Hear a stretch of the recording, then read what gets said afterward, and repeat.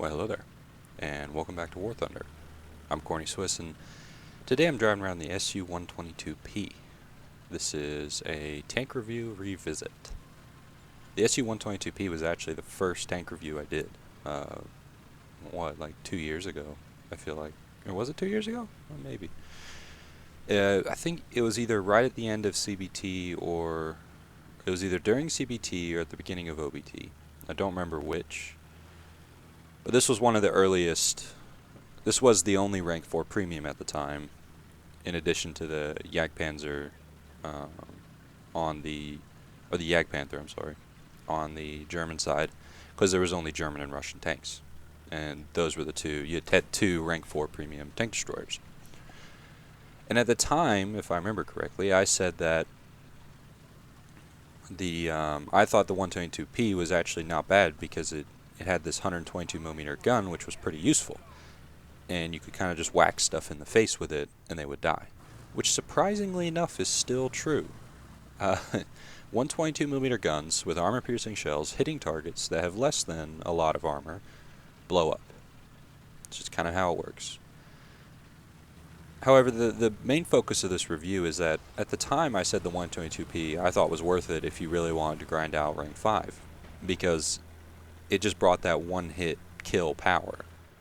Something that like the T-44, the T-34-85, things like that, I thought lacked.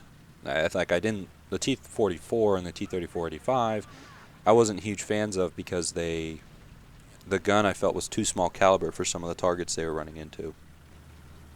And then kind of the same problem with the the SU-152, which was, I think I reviewed much later, and it wasn't very good. However, we've had quite a few patches in between. This tank has been given lots of new friends to hang out with. And life hasn't changed much for it. However, some of its potential partners are... this was just a poorly aimed shot. Yeah.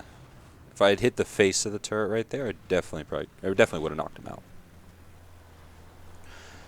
But there's a lot of other options now at rank 4, and even some of the not premium options, like the T-34-100, I think are really, really good. I think the SU-100 is still really, really good. And I think I think there's better options now than this tank. This tank is kind of a novelty almost, like the T-44-122. Where you just put a 122mm gun on a chassis that had a different gun, like a 100mm or something like that. Also important to note, this thing's battle rating has been dropped over the history. So the main thing this tank sees is tigers and panthers of some sort, but you see a lot of tigers. And this gun absolutely annihilates tigers. You hit them really kind of anywhere, and they blow up. Just a shell into the side of a panther, and we caused him all types of problems. Now, there is a tiger there. And I will bring up that the SU-122P's armor is actually still kind of troll like it was when I reviewed it. The armor itself isn't all that thick.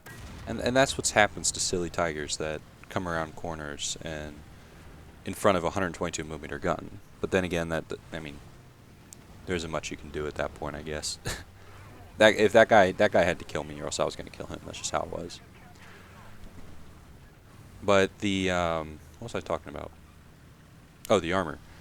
The front of the tank is sloped, pretty well, and the armor thickness isn't all that much. But for some reason, you just get those little ricochets. You get you get lucky a lot with this armor profile in the front. However, that's not when you're up tiered, like when you're not the hot top tier. No, it doesn't happen.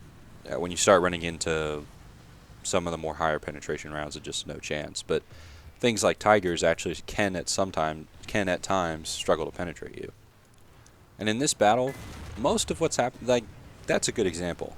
An angled tiger, and we just put it right through the side of his tank. Is it OP? Maybe. Yeah, probably. I think it was more lucky there than OP. But this gun still brings the power. and that's what I liked about it when I reviewed it.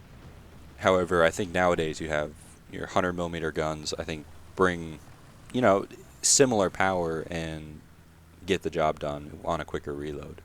So, I mean, I have a pretty good crew. I think the reload on this tank is about 17 seconds.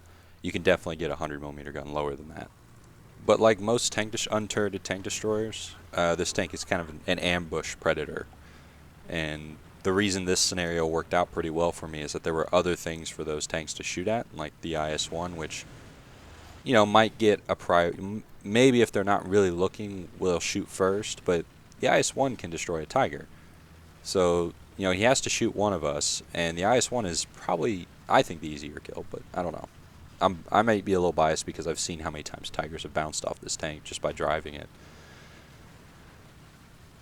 But when this tank isn't the central focus in a little engagement like that, it can really make things happen, because you come around the corner, you blow somebody away, and that's it. And the shell is so big and heavy and has plenty of penetration to deal with just every target you're going to see. You know, Tiger 2s are a little tough, but it's just like most tanks. You have to hit the unangled part of their armor. You know, the thinner parts, the lower plate, and then the flat part of the turret, which isn't necessarily thinner, but it's just not sloped, so its effective thickness is lower. But since this is a revisit, I will say that I think if you're looking for how to grind easier in for the Russian rank 5 tanks, I think it might be better to consider another option. The T-44-122, just by the fact that it has a turret, I think might be a better option. I haven't been able to play it, but just from what history has told me, turrets are better than non-turrets. You know, like, turrets are really, really useful, and because you're just so much more flexible, and you can get the gun around faster, just all kinds of things like that. So, like, that's probably a pretty good option. And then even what I would recommend more is just the non-premiums. You have your you have T-44-100, your SU-100, and what else? Those are the two that I would probably recommend the most. And you can just put a talisman on those, and you'll get, you know, big buck rewards. So I guess you don't really, this tank isn't really a, you know, buy it now type thing, and it's priced very high, so not really at all. Because I think the non-premium options have kind of caught up, and you have some pretty mobile platforms with some very powerful guns. So you're kind of taking everything this tank does and making it a little better by adding a turret. So this is kind of a novelty tank, I guess, and it's fun. I mean, it's fun derping around a corner and blasting somebody away. And also to keep, this is a little random, but to keep everyone updated on my next video will be a Chieftain review. I have the clips, I'm working on it, I just haven't made it. So I'll have to make it. Bam. I always like just kind of shooting through a bunch of stuff into a tank and blowing it up. It's always nice. Well, didn't blow it up, but, you know, whatever. So the next video will be a Chieftain review.